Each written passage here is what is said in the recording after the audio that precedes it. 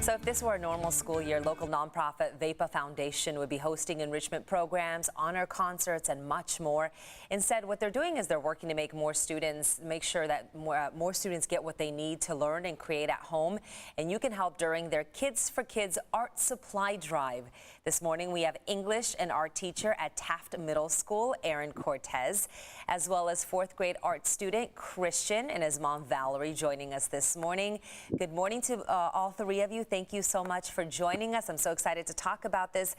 Let's begin with Aaron. Obviously, it's been so difficult. In your own words, what has teaching been like since the COVID quarantine? Oh, wow. So since March 13th, our lives as teachers have really changed, as well as for our students. Then, at first it was on crisis mode, and we just, as a team, we put ourselves together, we brainstormed ideas on how we can make this work. And I think that we are doing a great job of learning lots of materials and really adapting our curriculum for the virtual format.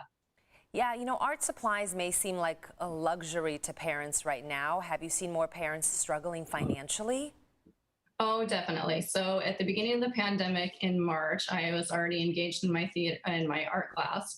And so what I did is I put out a survey to students saying, what art materials do you have at home?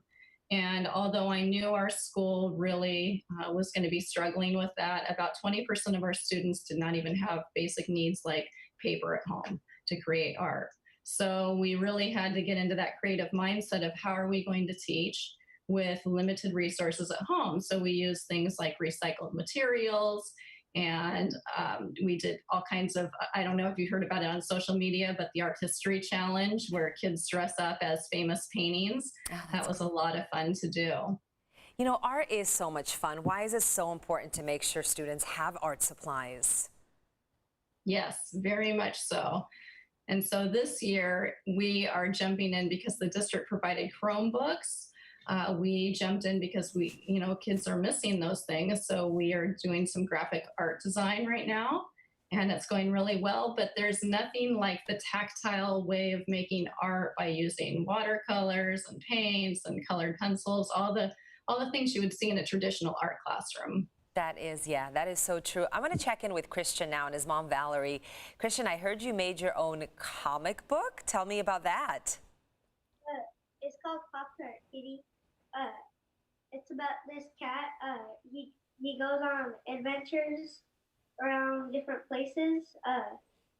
And I made up another character, which is a panda named Patricia, and she owns a restaurant.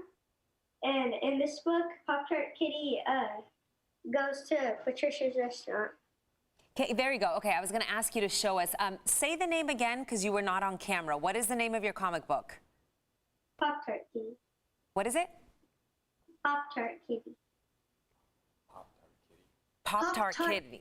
Yeah, that's right. Pop-Tart Kitty. Okay. I'm sorry, with the Zoom, it's sometimes it's hard to hear. What's your next art project that you're looking forward to? That seems so cool.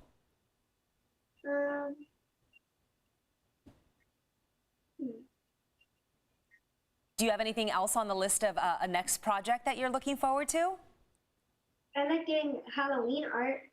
Halloween art, that's going to be really cool. What do you love most about art? Art is so much fun. I have a 3-year-old myself, and when we sit down, we can be there, for an hour, 2 hours, just like drawing, cutting, gluing, all that stuff. What do you love most about art? I like that you can just get any material and draw or just create whatever you want on a piece of paper or anything.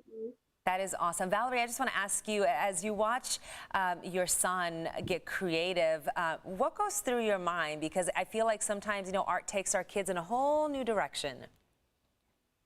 Oh, I think it's really neat. When I was growing up, we weren't exposed to art so much. So it's nice that it's just a regular part of life for them. Yeah, it really is beautiful. Aaron, I just want to ask you, when is this Kids for Kids art supply drive? It is this Saturday. Mm-hmm. Go on.